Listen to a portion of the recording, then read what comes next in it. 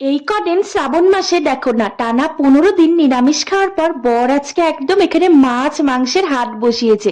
কাতল মাছগুলো দেখছো কি সুন্দর। বর বললো যে তোমার হাতে চলো আজকে ইলিশ মাছের ভাপা করো। আর একটা কিন্তু স্পেশাল জিনিস আছে, দেখোই না, লোকাল মুরগি আর তার লেগ পিস।